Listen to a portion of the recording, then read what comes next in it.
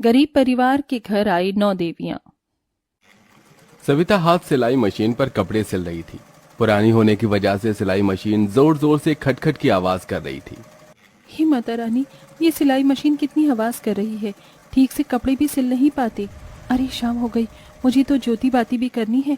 जल्दी से झाड़ू लगा लेती हूँ, इससे पहले कि सूरज डूबे। सविता जल्दी से पूरी झोपड़ी में झाड़ू लगाकर तख्त पर सजी हुई माँ दुर्गे की मूर्ति के पास ज्योति जलाती है। पूरा परिवार आरती में शामिल होता है।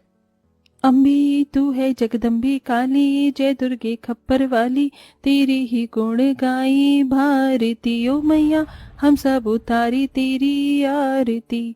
जय माँ दुर्गे, जय माँ दुर्गे। माँ जी, बाबूजी, आरती लीजिए। जय माँ दुर्गा। तभी सविता की नन्ही सी 6 साल की बेटी वैष्णवी हाथ फैलाकर प्रसाद मांगती है।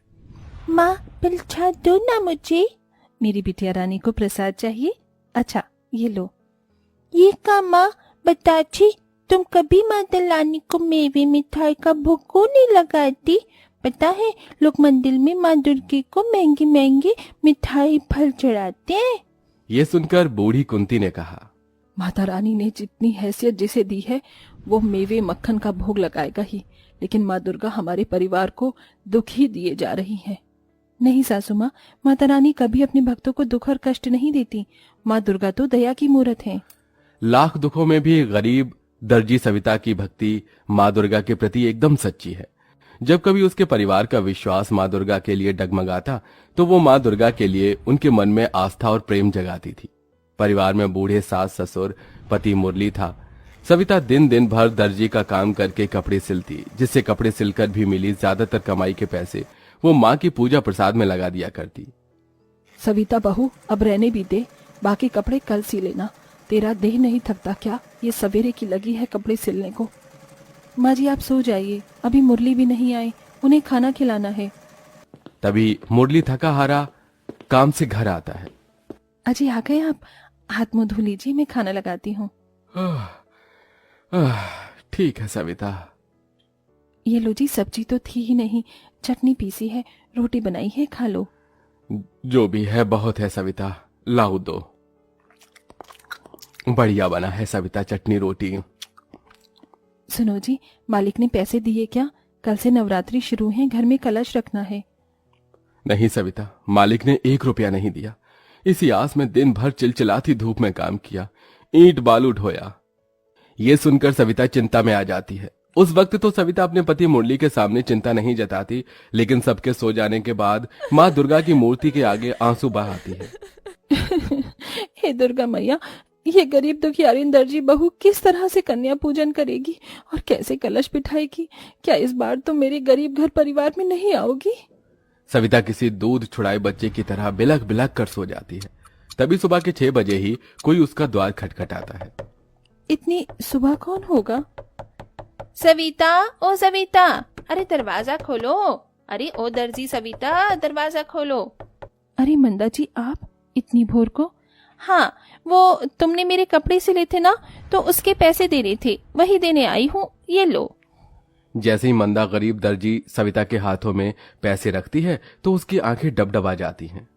बहुत बहुत धन्यवाद मंदा जी, धन्यवाद मैया, अब मैं इन पैसों से कलश बिठा पाऊंगी। सविता बाजार से मिट्टी के कलश, जौ, नारियल, चुनरी, फूल, प्रसाद लेती है। हे भगवान, सारे पैसे तो इन सब सामान में खर्च हो गए। मैया जी की नई मूर्ति और जोड़ी के लिए पैसे बचे ही नहीं। सविता व्यथित मन से सामान लेकर घर चली आई, जहां पूरा परिवार निर्जला नवरात्रि व्रत किए था। बहू सामान ले आई, चलो अब जल्दी से कलश स्थापना कर लेते हैं। मगर मूर्ति कहाँ है? माँ जी, पैसे नहीं बचे। सविता अपने आंगन की मिट्टी से माँ दुर्गे की मूर्ति बनाती है, जिसके बाद पूरा परिवार कलश स्थापना करके 9 दिनों का नवरात्रि व्रत आरंभ करता है।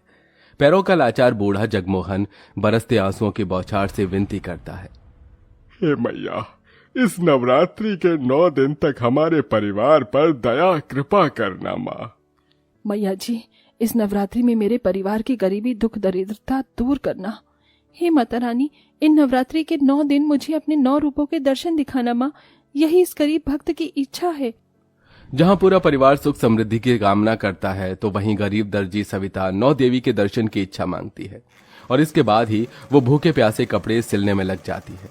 देखते देखते शाम ढल जाती है और व्रत तोड़ने का समय हो जाता है। माँ, शाम हो गई, आप जल्दी से हमारे लिए कुछ बना दो ना। कब तक कपड़ी अच्छी होगी? तुम्हें भूख नहीं लगेगा? बस बना रही हूँ बिटिया। कपड़े सिलना छोड़कर सविता सिलाई मशीन से उठकर रसोई में आती है और राशन के खाली पड़ी डिब्बे को देखकर दुख में आ जाती है। हे माता रानी, घर में तो जरा सा भी कुछ नहीं है। मेरा तो नवरात्रि व्रत जैसे तैसे कट जाएगा, लेकिन माँ जी बाबूजी बूढ़े हो चले हैं, उन्हें खाने के लिए कुछ तो देना ही चाहिए।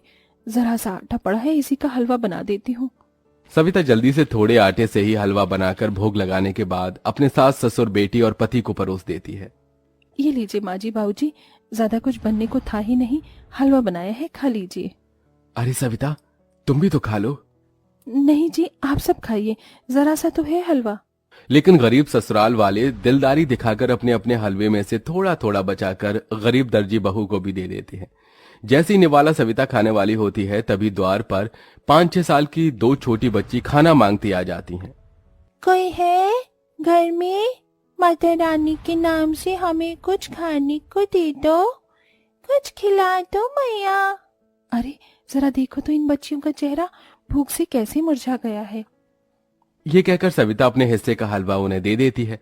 दोनों बच्ची हलवा खाकर चली जाती हैं और सविता भूखे प्यासे ही माता के भजन करती हुई कपड़े सिलने लगती है।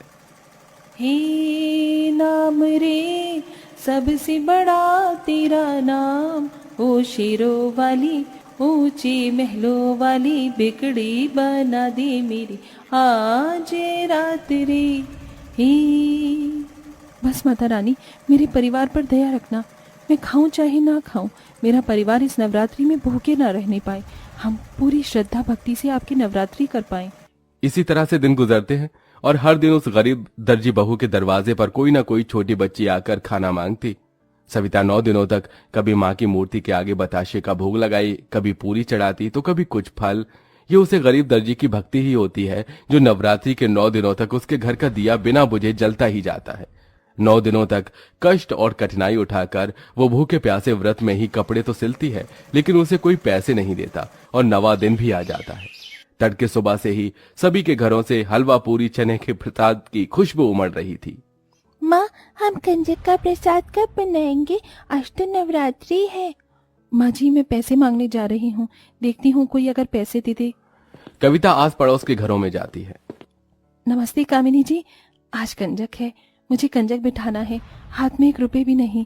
सिलाई के पैसे दे देती तो। अरे दे दूंगी भाई, मैं तेरे पैसे लेकर भाग थोड़ी रही हूँ, अभी तू जा। हर जगह से सविता को निराशा ही मिलती है। वो टूटा दिल लिए घर आती है, जहाँ ढेर सारा घी, आटा, सूजी, चीनी, मावा सब था और जगमोहन और कुंती कंजक का प्रसाद बना रहे थे। माँ जी, ये सब सामान कौन लाया? अरे बहू, तुमने ही तो ये सारा सामान भिजवाया है। 9 लड़कियों से थाली भी तैयार है। इतने में 9 छोटी बच्ची कंजक खाने अंदर आती हैं। उनके चेहरे पर एक अलग ही चमक थी, जैसे साक्षात 9 देवियां उस गरीब परिवार में आई हों।